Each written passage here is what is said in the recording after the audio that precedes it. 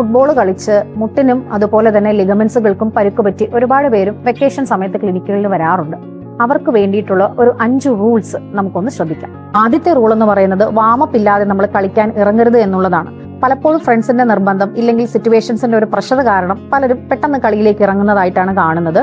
നിർബന്ധമായിട്ടും 5 മുതൽ 10 മിനിറ്റ് എങ്കിലും ഡൈനാമിക് വാമപ്പ് ചെയ്തിട്ടേ നമ്മൾ കളിക്കളത്തിൽ ഇറങ്ങാൻ പാടുള്ളൂ. ക്വാഡ്രിസെപ്സ് മസിൽസിന്റെ സ്ട്രെങ്ത് വളരെ പ്രധാനമാണ്. ആ മസിൽസ് സ്ട്രോങ് ആയിട്ടിരിക്കുമ്പോൾ നമ്മുടെ മുട്ടിന് വരുന്ന ഇഞ്ചുറിയുടെ റിസ്ക് നമുക്ക് കുറയ്ക്കാനായിട്ട് പറ്റും. മൂന്നാമത്തെ റൂൾ എന്ന് പറയുന്നത് ഹാംസ്ട്രിങ് സ്ട്രെച്ച് ഡെയിലി എന്നുള്ളതാണ്. ഹാംസ്ട്രിങ് മസിൽസ് എന്ന് പറയുന്നത് നമ്മുടെ തുടയുടെ അടിഭാഗത്തുള്ള മസിൽസ് ആണ്. അത് ടൈറ്റ് ആയിട്ട് ഇരിക്കുകയാണെങ്കിൽ മുട്ടിലേക്കുള്ള പേശികളുടെ ബലം കുറയുകയും മുട്ടിലേക്കുള്ള ലോഡ് കൂടുതലായിട്ട് വരികയും ചെയ്യും. സോ ഹാംസ്ട്രിങ് സ്ട്രെച്ച് ഡെയിലി ചെയ്യുക. പ്രോപ്പർ ആയിട്ടുള്ള ഫുഡ്വെയർ യൂസ് ചെയ്യുക എന്നുള്ളതാണ് 4ാമത്തെ റൂള്. നമ്മൾ നല്ലൊരു ഫുഡ്വെയർ യൂസ് ചെയ്യുമ്പോൾ നമുക്ക് ഗ്രിപ്പ് കറക്റ്റ് ആയിട്ട് കിട്ടുകയും ലിഗമെന്റൽ സ്ട്രെയിൻ അല്ലെങ്കിൽ ഇഞ്ചുറിയെ നമുക്ക് പ്രിവെന്റ് ചെയ്യാനായിട്ട് പറ്റും. 5ാമത്തെ റൂൾ എന്ന് പറയുന്നത് കണ്ടിന്യൂസ് ആയിട്ടുള്ള മാച്ചസ് ഒഴിവാക്കുക എന്നുള്ളതാണ്. നമ്മൾ കണ്ടിന്യൂസ് ആയിട്ട് ഒരു മാച്ചിൽ ഏർപ്പെടുമ്പോൾ റെപ്പറ്റീവ് സ്ട്രെയിൻ ആൻഡ് സ്ട്രെസ്സിനുള്ള സാധ്യത കൂടുതലാണ്. ഈ 5 റൂളും കറക്റ്റ് ആയിട്ട് നമ്മൾ പാലിക്കുകയാണെങ്കിൽ ഫുട്ബോൾ കളിച്ച് മുട്ടിനുണ്ടാകുന്ന പരിക്കുകൾ നമുക്ക് ഒരു പരിധി വരെ നിയന്ത്രിക്കാനായിട്ട് സാധിക്കും.